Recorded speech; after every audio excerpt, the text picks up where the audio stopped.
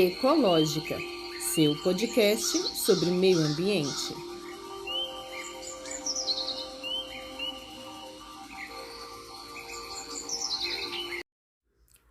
Olá, sou Tatiane Costa e este podcast irá explicar, conversar, debater e te atualizar sobre todas as questões acerca do meio ambiente. Sejam todos bem-vindos e bem-vindas. Olá, ouvintes! Hoje é quarta-feira, 30 de março de 2022 e está começando agora mais um episódio do podcast Ecológica. E no programa de hoje irei trazer o desdobramento acerca das inundações que ocorreram nos municípios de Brumadinho, Mário Campos, São Joaquim de Bicas e Joatuba, no quadro Meio Ambiente em Pauta. Meio Ambiente em Pauta, um quadro do podcast Ecológica que traz as últimas da área ambiental.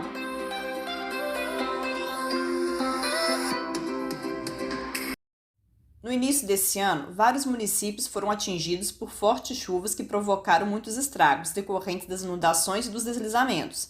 E os municípios de Brumadinho, Mário Campos, São Joaquim de Bicas e Joatuba, dentre outros, estão entre os atingidos. E no episódio de hoje, falo sobre os desdobramentos desse fato nos municípios aqui citados.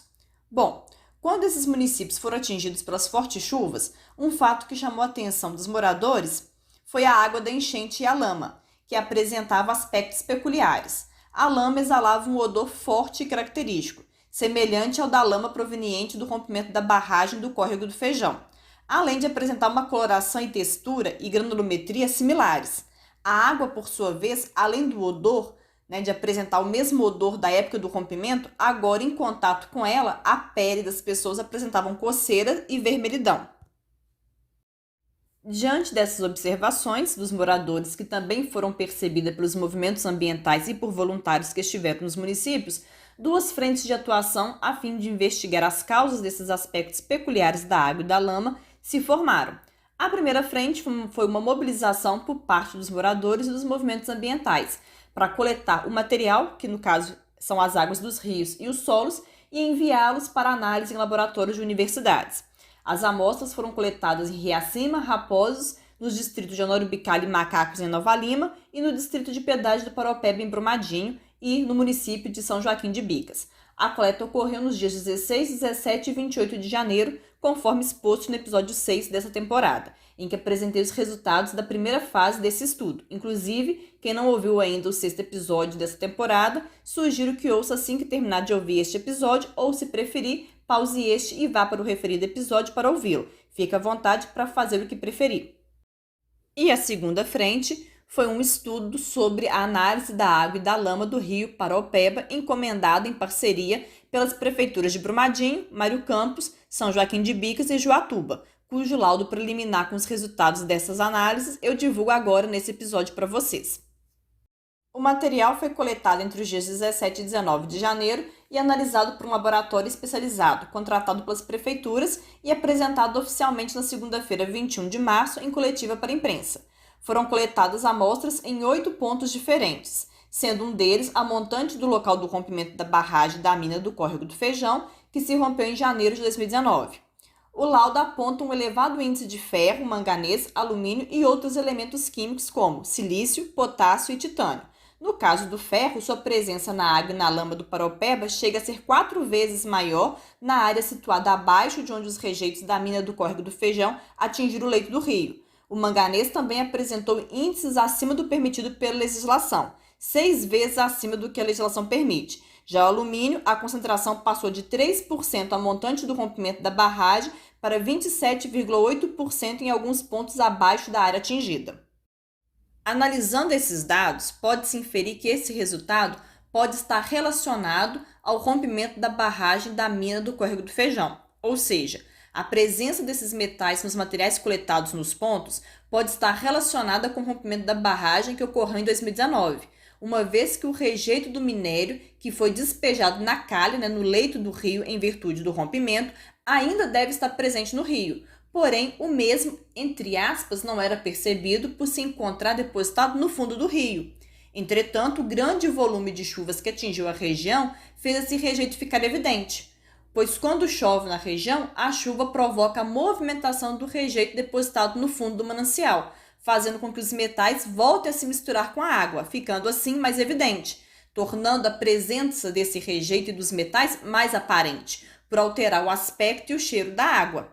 E as fortes chuvas também fizeram esse rejeito emergir, uma vez que essa água da chuva traz do fundo do rio sedimentos, que é o material que preenche o fundo dos mananciais. Entretanto, no caso do Paraopeba, por ter no seu fundo o rejeito do minério misturado a esse material, misturado aos sedimentos, então forma-se uma lama da mesma composição dos rejeitos do minério, que vem à superfície, que vem à tona à superfície com a chuva. E quando vem como lama de rejeito. Lama esta que invadiu os municípios, as casas e os comércios do povo dessas cidades. E que apresenta uma quantidade de ferro 9 vezes maior quando comparada com áreas não atingidas por rompimento de barragens, o que correlaciona a presença desses metais pesados ao rompimento, uma vez que, além de tal fato, esses metais pesados são justamente os metais que compõem o rejeito do minério de ferro, que era exatamente o tipo de rejeito depositado na barragem da Vale que se rompeu em Brumadinho em 2019. E esse resultado, além de apontar uma relação com o rompimento da barragem, apesar dele sozinho não permitir correlacionar a alta concentração desses elementos químicos com a concentração dos rejeitos. Ele também pode justificar o resultado de um estudo feito pelo Ministério da Saúde em Brumadinho. No ano de 2021, ano passado, cerca de 4.000 pessoas participaram de uma pesquisa realizada pela Fiocruz, que apontou a exposição de parte da população a certos metais pesados. E isso correlaciona com esse estudo, agora, com esse resultado desse estudo. Essa exposição a metais pesados provavelmente está se dando através das águas e dos solos da região do Paraopeba que se encontram contaminados pelos mesmos, por esses metais pesados oriundos do rompimento da barragem.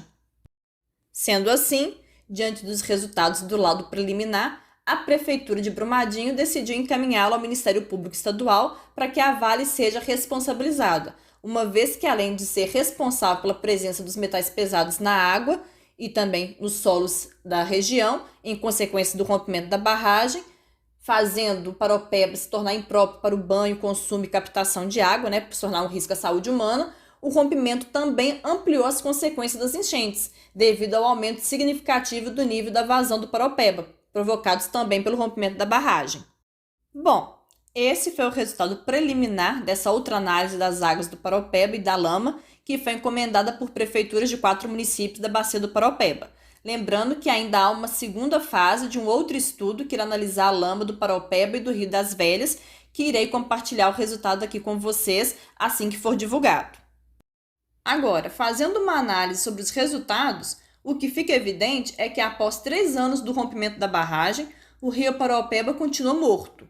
Metais pesados que ainda estão presentes nas águas do Paraopeba após 3 anos do rompimento e ainda por cima em níveis elevados, continuam sufocando o rio e acabando com a vida ao longo da bacia, pois as águas do Paraopeba se tornam impróprias para banho, pesca e para o consumo, o que afeta muitas comunidades, em especial as ribeirinhas, que do rio vivem, tira seus sustentos a partir das águas do rio.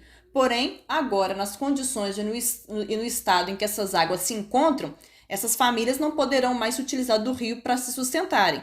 E o questionamento que fica aqui, então, é como que essas famílias, então, estão se sustentando se lhes foram tirado, se lhes foi tirado um único meio de conseguir o seu sustento. Há alguém fazendo algo por eles? Cuidando do sustento deles, por exemplo? Quem então? E como que estão fazendo isso?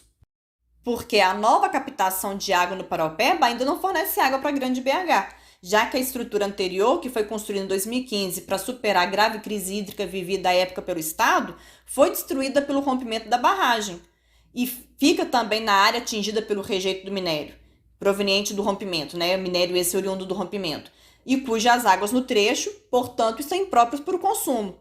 Por isso que precisou de construir um novo sistema de captação de água no Paraopeba, que começou a ser construído em outubro de 2019, após a assinatura do TAC, Termo de Ajustamento de Conduta, entre o governo do estado e a Vale, com previsão dada pela mineradora de entregar a obra e iniciar os testes em setembro de 2020, porém não aconteceu.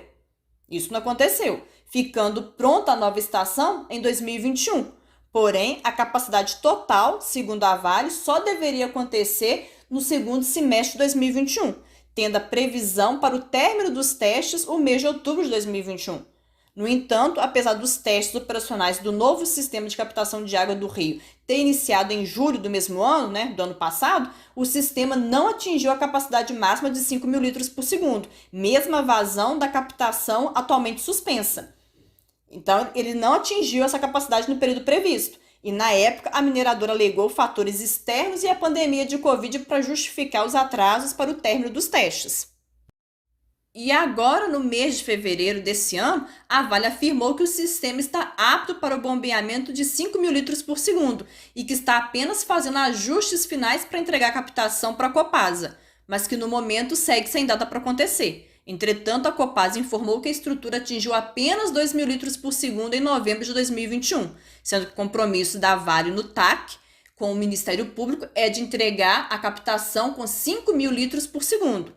Então, assim, se no que se refere ao novo sistema de captação de água, a população da Grande BH, que pode-se dizer, tem a Copasa, que é uma companhia, uma empresa ao seu lado nessa disputa, se a população se vê desassistida com esse novo sistema que ainda não fornece água para a mesma, imagine as populações ribeirinhas como não estão.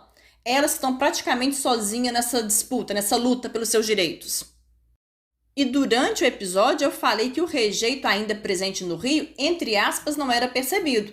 Eu falei entre aspas porque solos ricos em ferro apresentam uma coloração, um tom mais avermelhado mesmo. E o mesmo vale para as águas de um rio. Se elas estão avermelhadas, é indício de ferro, da presença de ferro nessas águas. E isso até um certo nível é normal. Ou seja, é comum em áreas ricas em ferro as águas e os solos apresentarem essa coloração, essa tonalidade avermelhada, pois é uma característica típica de regiões ricas em ferro. Porém, se o tom e a cor são muito fortes, muito intensos, isso significa que a área em questão tem altos níveis de ferro, isto é, a quantidade de ferro naquela área, no solo, no rio, é maior que o aceitável. É uma quantidade que é tóxica para o ser humano e, por isso, é uma quantidade maior que a lei permite, que é o permitido pela lei. E para uma pessoa leiga que desconhece esse fato, ver as águas de um rio avermelhadas numa intensidade atípica pode não significar a presença de ferro em altos níveis nessas águas, para ela desconhecer essa informação. Então, o rejeito nesse sentido pode não ter sido percebido. Entretanto, a população, mesmo desconhecendo a informação, saberá pela intensidade atípica e anormal do rio que algo incomum está acontecendo ali. Então, por isso, nesse sentido que eu falei que o rejeito não era percebido entre aspas, porque a população podia não saber que se tratava do ferro em altos níveis, o responsável por aquela coloração e aquela tonalidade mais intensa, mas sabiam que algo de estranho tinha na água, justamente por essa coloração e essa tonalidade estar diferente, e por causa da região ter sofrido com o rompimento de barragem de minério de ferro. Então, a população conseguia perceber o rejeito sim, mesmo desconhecendo a informação acerca da coloração avermelhada na água e a indicação de ferro em altos níveis na mesma quando essa tonalidade era muito intensa, quando essa cor é muito intensa, porque eles sabiam que a área foi atingida por rejeito de minério de ferro e viam como o rio era antes do rompimento, via a coloração, a tonalidade, a intensidade dessa coloração e dessa tonalidade antes do rompimento e estavam vendo agora o rio após o rompimento, a tonalidade, a cor e a intensidade dessa cor e dessa tonalidade após o rompimento. Portanto, a população não só podia inferir, como inferiu que tinha ainda nas águas do Paraopeba o rejeito. E os resultados desse laudo, e da primeira fase daquele outro estudo que eu divulguei no episódio 6, só confirma essas suspeitas. O que significa, portanto, que o rejeito ainda presente no rio só não foi e não estava sendo percebido por aqueles que são os responsáveis pela recuperação da área, uma vez que já se passaram 3 anos e as águas do Paraopeba estão iguais à da época do rompimento, se não piores, o que indica que nada ou pouca coisa foi feita em prol da recuperação do rio, em prol da recuperação do dano causado ao rio. E para nada ou pouca coisa ter sido feita é porque os responsáveis por essa recuperação julgam que a situação do rio está boa, não sendo preciso, portanto, fazer nada ou precisando apenas de fazer somente o que tem sido feito, o pouco. Então, ouvintes, é isso. Chegamos ao final de mais um episódio do seu podcast sobre o meio ambiente, o Ecológica. Agradeço a vocês por terem ouvido e gostaria de informar a vocês que a segunda temporada entrará em ato. farei uma breve pausa para que eu possa me dedicar por um tempo a outros compromissos. Mas logo, em junho, para ser mais precisa, eu estarei de volta com mais episódios para essa segunda temporada. Enquanto isso, enquanto vocês vão aguardando o retorno dos episódios inéditos, vão escutando os episódios anteriores, tanto para aguardar os novos, como também para matar a saudade do programa. E para não se esquecerem do podcast, ative as notificações. É o ícone do sininho. Para sempre que sair um episódio novo, você ser notificado. E também para quando em junho eu voltar, vocês não perderem os novos episódios. Bom, espero que tenham gostado dos episódios anteriores e desse. E até o próximo programa, que será em junho. Até lá, espero vocês.